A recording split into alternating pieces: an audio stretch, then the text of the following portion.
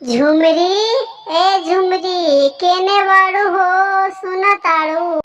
का भइल जी रउआ काहे चिल्लात बानी? अहो सुना ना, नैका समधी के धोतिया गीला और पीला हो गइल बा। ये का बोला तनी रउआ? अरे हाँ हो, लागता कि समधी धोतिये में झाड़ा फिर देले बा का। आय हो दादा, कि समधी तो बड़ा रंगीला बा, बाकी धोती भइल गीला पीला बा। अरे ए सखी सुना ना हो, का बोला?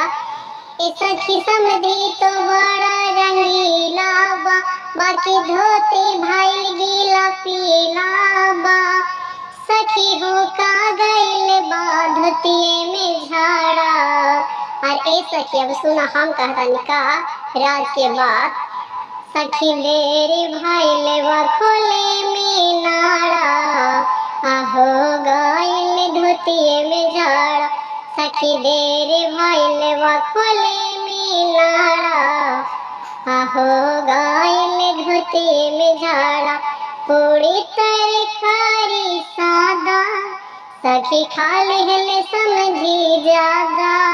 अरे हो सुना ना, सखी पूरी तरकारी सादा, समधी खा लेहले सखी ज्यादा।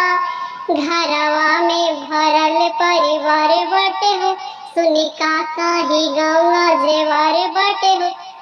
फरक तनिको न काहे समधी के पाड़ा।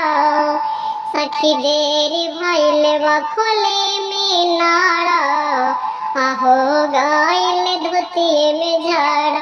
सखी देरी भइल बा खोले में नाड़ा, आहो गइल धोतिये में झाड़ा।